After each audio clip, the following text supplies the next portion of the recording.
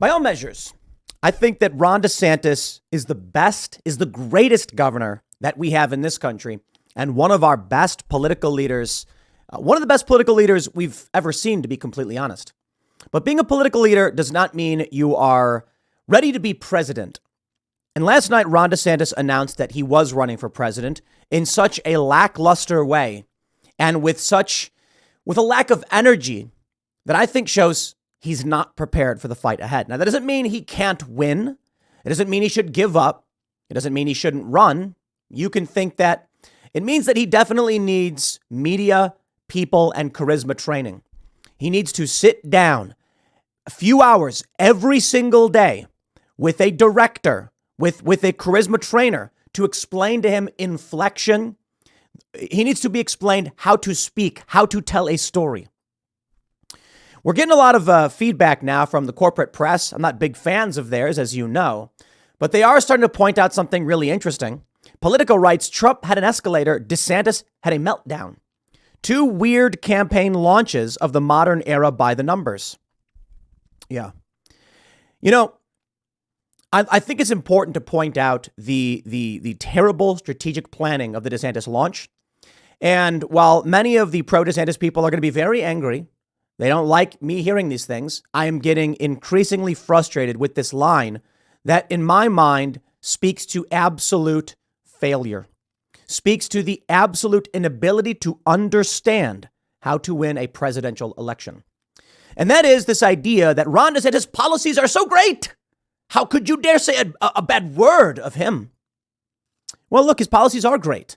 Look, he's fantastic. He's cranking out these policies like a machine, making Florida the place to be. And you know what? I can respect that. And that's why people want to live in Florida. That's why people are flocking to Florida. But you know, when it comes to a presidential election, we're not just talking about Florida. We are talking about the entirety of the country. We're not talking about a state that has become reliably red because of Ron DeSantis. We're talking about all the blue areas as well and all the suburbs. Can Ron DeSantis win? I do think so.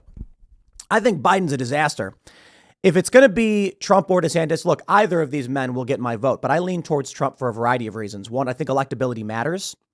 But I do think Trump is the guy to go in and fire everybody. Not that he's the best policymaker or is of the most sound mind.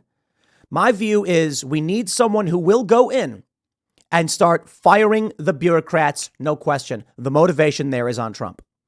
I got to be honest. When it comes to policy, when it comes to understanding what's going on, Ron DeSantis is the guy.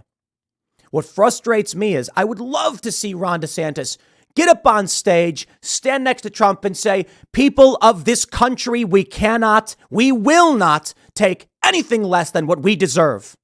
Instead, did y'all see the announcement? Freedom is worth fighting for. That's why I'm running for president. Okay, look, man, y'all get mad at me. I had someone on Timcast IRL last night say in the super chat, Tim, you've got Trump derangement syndrome. Why don't you actually talk about policies? Because we all agree with the policies. Because there's no question about the policies. Donald Trump, you know, he can bring in some bad people. His policies can be fairly imperfect. And you know what? I'm worried about that.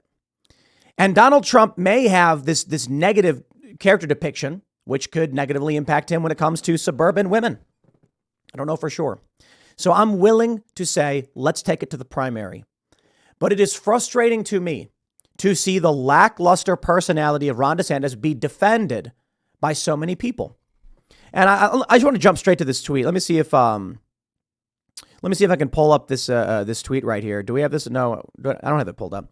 Basically, what somebody was saying is if you want an idiocracy clown show, then you can vote for Trump. But if you want real policy leadership, and this reminds me of the very stodgy Ben Shapiro-esque take on American cultural politics. Now, I'm not trying to drag Ben Shapiro. And I think Ben Shapiro is fantastic. But what I mean to say is when he says facts don't care about your feelings, he puts that tweet out, hundreds of thousands of retweets, and all of these suit-wearing, buttoned-up conservatives are like, here, I say, here, but brilliant. Meanwhile, the emotionally driven average person doesn't care, isn't retweeting it. We're talking about selling a product. You do not sell a product, for the most part, by touting the wonderful function and features of this product, especially if you're selling ideology. Now, my perspective comes because I did street canvassing. I did events and marketing for nonprofits. And I will tell you, okay, I'll do the hand thing like Trump. You have to understand when you're talking to someone, you have to become them. You have to speak to them in a way that inspires them. When I used to fundraise for Greenpeace, I walk up to somebody and I say something like, look, we've got a very serious problem around the world with the trees being torn down at alarming rates, a football field every minute. And with your support today, we're going to make a big difference and make this planet better. That's why we need you to sign. Do you think they're going to be like, oh, yeah, this sounds great? They give you these scripts and they're like, go there and read this. They're like, hi, my name is Tim. I'm from Greenpeace. We're going to save the forest because the forest, you can tell them all the data points in the world. It does not matter. And this is what these companies didn't understand. But you know what? I get it. You want to know how I would get someone to sign up for insert nonprofit? I won't be very specific. One, you become the person you speak to. Now, you can't do that when you're running for president. I get it. But you can strike at the lowest common denominator, which is strong leadership. What is the kind of personality you need to attract everybody? So doing nonprofit work, I wouldn't say something like, did you know that today polar bears are? I'd say, hey, look, man, we're all in this together. I come out here every single day and I see people throwing garbage on the ground. Why do I have to live with that? Why do you have to live with that?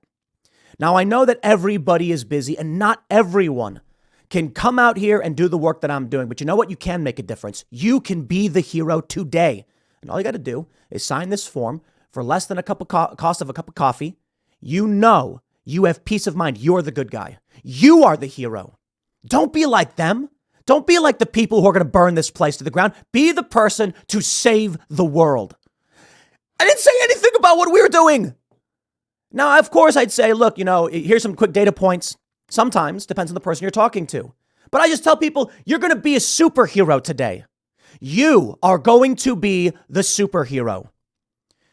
This is the real world. We don't fly around with capes.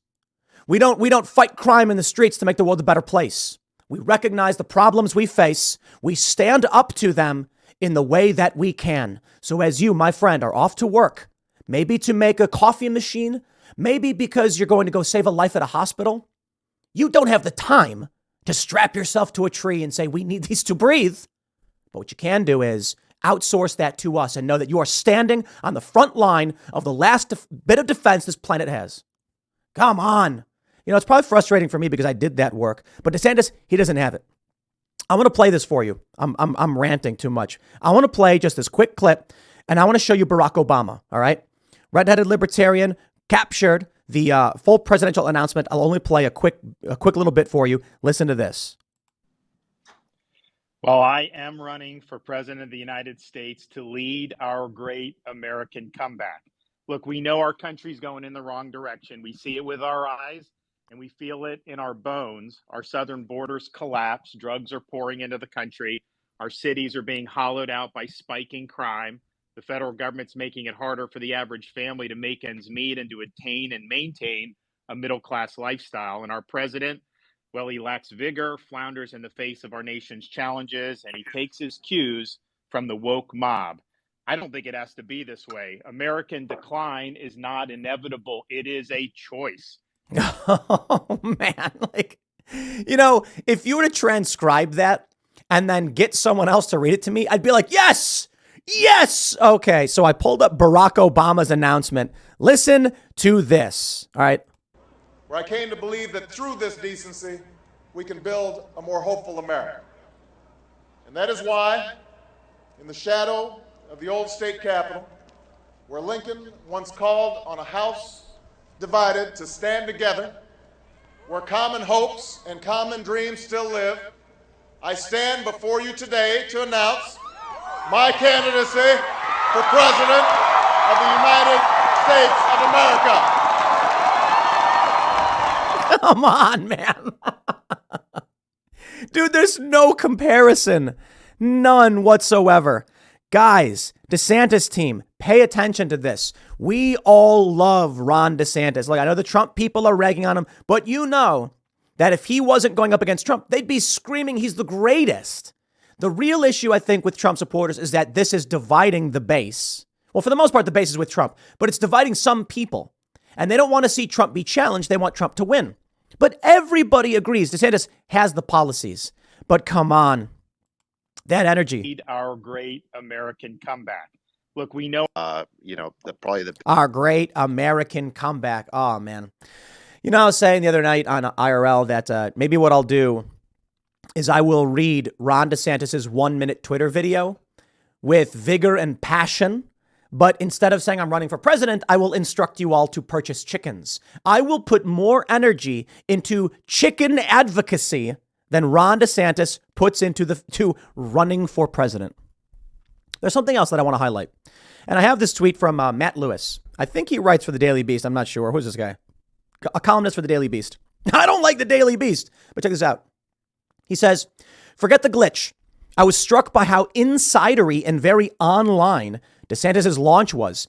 He used terms like the narrative, Bitcoin, ESGs, debanking, and elite cabals. It felt more like a right-wing podcast than a mainstream campaign launch.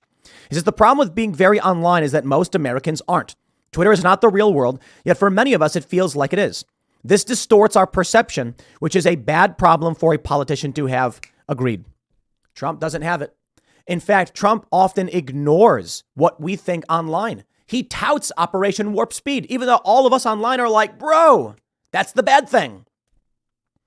No, Trump is in a different world, for better or for worse. Lewis says, to be sure, if you're a fanboy who lives in this niche, having a presidential candidate talk about these issues finally must feel refreshing and edgy. Like Trump, DeSantis seems more committed to narrowcasting to a concentrated fan base than broadcasting to the masses. Perhaps. Batya Unger Sargon says spot on. If you're very online, aka part of the elites, yes, we are the laptop class.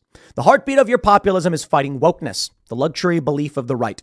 If you're working class and live in the real world, the heartbeat of your populism is an economy that grants dignity to people who work hard. Hear, hear. She continues, of course, GOP base doesn't like wokeness, but a lot of that is because it's perceived as intolerant. And if you fight wokeness with even perceived intolerance, that's going to be a turnoff even to people who agree. And it's clear DeSantis' engine truly revs up when he's talking about freedom and fighting the woke, the way Trump does when he's talking about jobs or China. And I think that for me was the main takeaway from last night. Remember that DeSantis ad featuring Reagan? One quick anecdote. I was in Florida recently, and a Republican truck driver told me this about DeSantis. Quote, he started out being the guy protecting our freedom. We were open all through COVID. Now he's the guy taking it away. Look at that abortion bill. I thought that was well put. Well, we'll see how that all plays out. But we are getting a lot. A lot is coming through. Ron DeSantis tries to make light of the disastrous Twitter launch by saying he broke the internet, calls Biden a listless vessel, and lays out his 2024 blueprint after wobbly start. Okay. You didn't break the internet, dude. You broke Twitter. Like Elon Musk. A lot. I think Elon Musk may be the most important person in the world right now, at least perceivably. And a lot, look, don't come at me and be like, you've got, fanboy, you're shilling. Dude, SpaceX, the ability to colonize other planets, reusable rockets. This stuff is on a level outside of anything else. Elon Musk buying Twitter.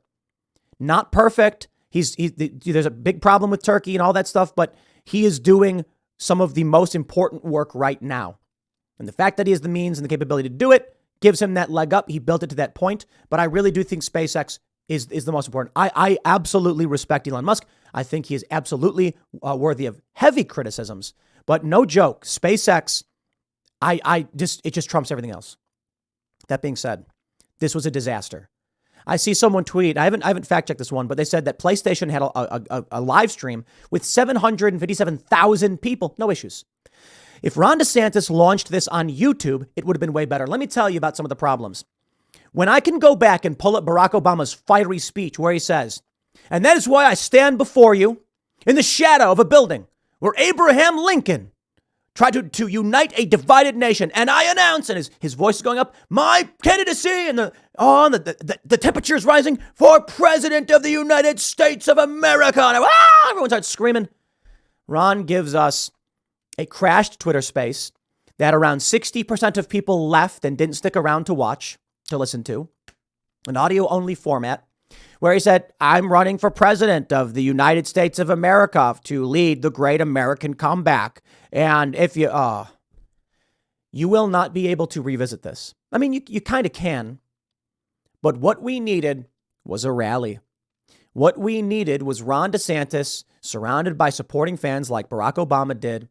And he, it's remarkable because I've heard from these moderates, and I've talked about this, when they say they don't like Trump because of his attitude and things like that. And Ron had an opportunity to be that contrasting character. Like I said last year, Ron, if he is like Trump, but with better character, he's going to win. What are we seeing now? Yeah, he's got the policies, but his character is like a wet sponge. Look, man, and I know the DeSantis people get mad. I'm not trying to insult Ron DeSantis. Again, I think he is one of the greatest political leaders we've ever seen. No question. Military experience, amazing.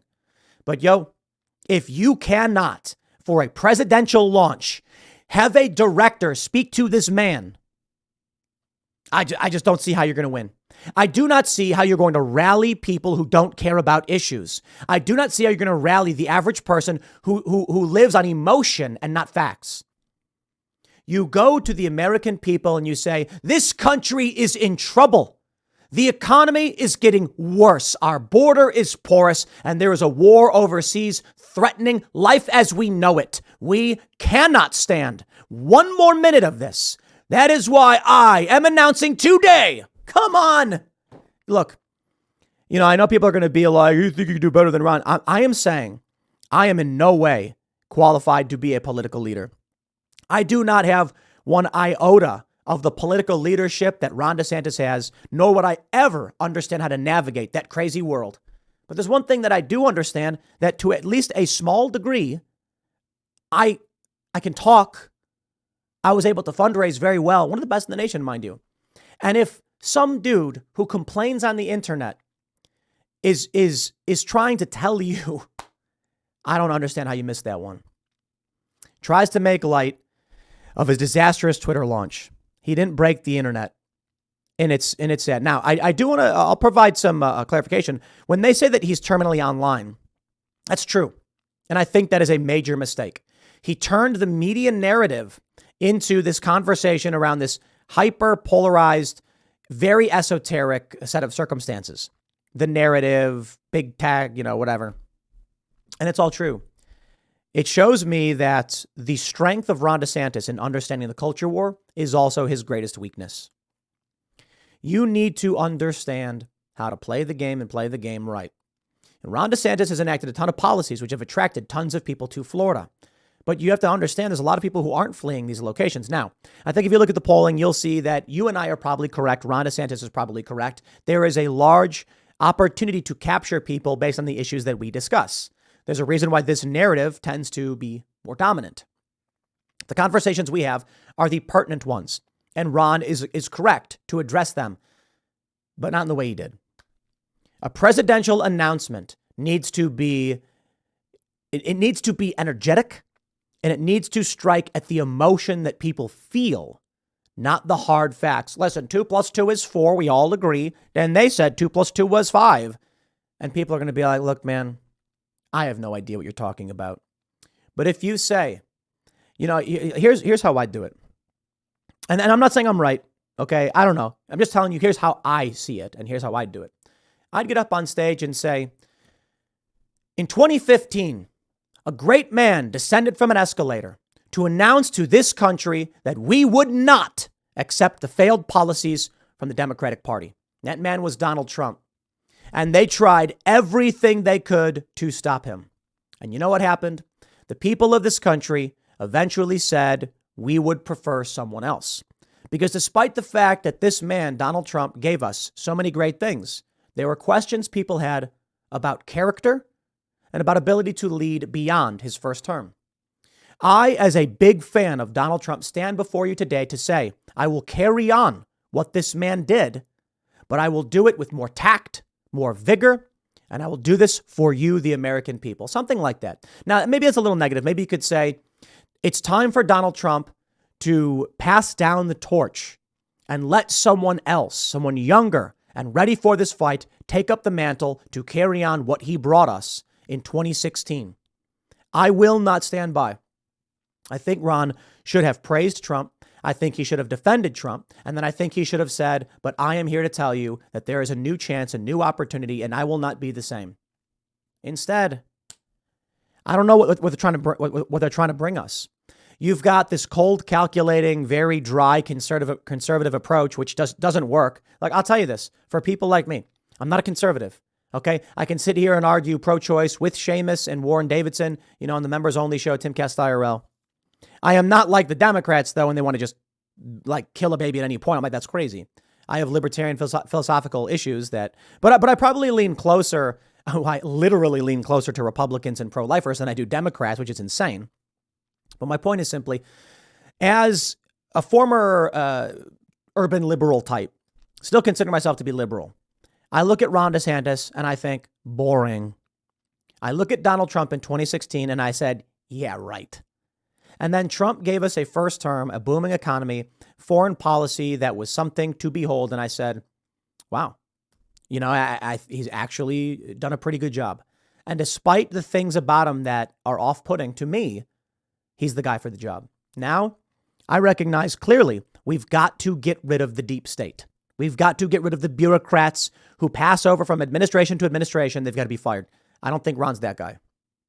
And you're not going to convince me, the more independent-minded voter, to vote for a Ron DeSantis when I look at him and I say, yeah, policies are good, but character is not there, vigor is not there, energy is not there. I feel like with what we've seen of Ron, I'll tell you what really, really worries me. Without the ability to stand up on stage and be angry and be passionate, I'm not convinced that when you go into the negotiating table, there's a difference. I see a Ron DeSantis get up on stage and say, freedom is worth fighting for. And I imagine a guy going into a negotiating room, going into the table, sitting down with bureaucrats and Democrats, and they say, no, we're not going to pull out of Syria. We're going to bolster our forces there, and we're going to continue funding the war in Ukraine. It's not going to stop until we crush Russia, and we don't care if World War III is next. And he's going to go, but peace is worth fighting for. And they're going to go, nice try. Instead of someone like Donald Trump, who looks at them and says, no, you listen to me. Excuse me. No, we won't be doing it. And I will tell you this, I will have your jobs. That's what I think of when I think of Trump. You're fired. Did he do perfectly? No. At this point, though, not that I trust Donald Trump, right? I think there were problems with his first term, hands down. I think Trump wants revenge. And I think that is the one guarantee that really puts me over the halfway mark on why I would support Trump over DeSantis. DeSantis seems like the kind of guy who's going to come in and say, listen, the American people are tired of these foreign wars. So let's find a solution that we can agree on that will result in something the people will care about. And they'll say, we can lie to them. How about we keep our troops in Syria and Ukraine? We just lie to them. And well, okay, we could do that. I mean, I think we should get our troops out. No, we're going to lie. And and then they're going to slide a picture of JFK over and be like, do as you're told, sir. And he's going to be like, well, okay. That's what I see. I do not see the powerful voice saying, America, you stand with me and we will take back this country from the corrupt bureaucrats, from the corrupt establishment. We will make America great again, like Donald Trump does. I don't know. I know the response I'm going to get from a lot of people is like, it's all emotional. I'm like, that's where people are at. If Donald Trump can improve on policy, okay. But his foreign policy was the best I'd ever seen in my lifetime. No new wars, ending wars. And Joe Biden took that from us. You know what? You know what I'd say? I'd say Donald Trump gave you a taste of what this country could be once again. He said, I will make America great again. And he got there. He did. With a booming economy, a timeline to end these endless wars in the Middle East, an effort to secure our borders, the likes of which we had never seen before, to make this country safe, to make it strong. And they took it away from you. With Joe Biden's presidency, we have seen a disaster at the southern border. We have seen a disaster in the economy. Your jobs being taken away, your wages declining, your costs increasing. And now we are embroiled once again in foreign wars that drain the coffers of this once great nation. Joe Biden and the Democrats took that from you. And I genuinely believe that. And I want to see Donald Trump fulfill his promise. And I want to see him smash that hammer, the final nail, right into the coffin of the establishment and say, this country will be great again. I do not feel that from Ron DeSantis. I just absolutely do not. I feel it from Barack Obama. And that's why I voted for him in 2008, because I saw that speech, hope and change. Can we do it? Yes, we can. And I said, look, I don't know about none of that. But he was saying, we're going to bring our troops out of the Middle East. We're going to lower that number. It should never have happened. And I said, okay, now you could come up here. You could be charismatic, all that stuff. That doesn't hit to me, right? I was an activist. I was paying attention. But a lot of people are voting on emotion. And then Barack Obama gets in and he says, I'm going to blow up kids. Too many of them. Villages in Pakistan, drone strikes. Trump's not perfect either. But the efforts he made with the Abraham Accords, with crossing into the DMC, I say that one because I know it's symbolic, but we're really, really bold moves. Trump was working towards peace, the likes of which we had never seen. He wanted to build a border barrier to secure this nation. I agree. They come out and say Trump never built the wall. And I say he secured some of the most important areas on the border. I don't expect a man in a single term to end the crisis at the border. He brought auto manufacturing back to Michigan. And once again, as soon as Biden gets in, they start leaving. Yeah, the Biden administration, the Democrats represent stealing what your parents and our ancestors left for us, built for us, sacrificed for us. It represents chopping down the trees whose shade our parents knew they would never sit beneath. But they knew that if they planted those seeds, those who come after them, would have something to sit beneath. And Democrats and Joe Biden represent hacking that away into bits so that we can bake in the sun. We can reverse that, but we need people to stand up. Maybe Ron DeSantis is better suited to be a VP or a chief of staff, someone who can guide Trump on policies and help Trump become the best possible president. And maybe that's where we end up.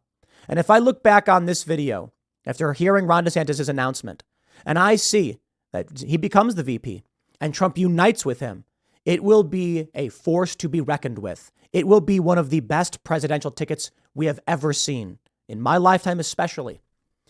Donald Trump is an imperfect man in so many ways. His character, flawed.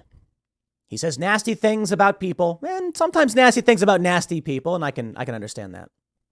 But despite those flaws, the reason why we are so ready, the reason why he won in the first place, I now understand, and I did not vote for him because when I was upset that Barack Obama lied, I didn't trust reality TV real estate mogul.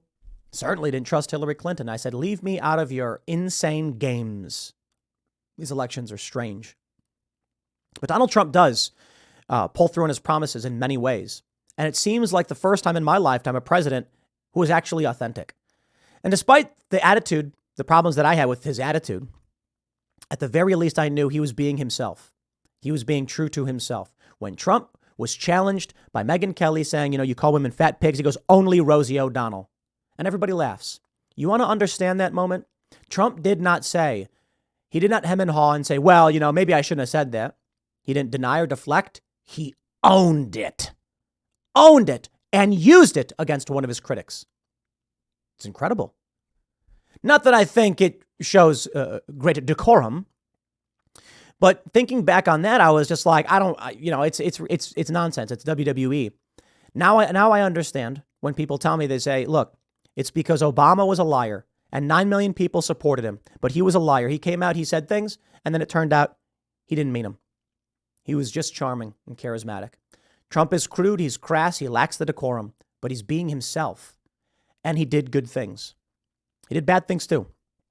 A lot of people say I shouldn't support him because they want to make good the enemy, or what do they say? Good the enemy of the perfect. Is that the saying? That any political leader must be perfect. Okay, I'll take a Dave Smith over any of them any day, but I'm also realistic. You need billions of dollars to run. And so we'll see how the Libertarian Party goes. I'm very excited for this. I think a Dave Smith presidency would be fantastic. But I think in the end, Donald Trump does offer us something substantive that I think is worth taking for a second term. I'm not going to keep ranting on this, but I could go on for a million years. We'll see how it plays out. More to come at 1 p.m. I'm fighting a sneeze, you noticed. More to come at 1 p.m. on this channel. Thanks for hanging out, and I will see you all then.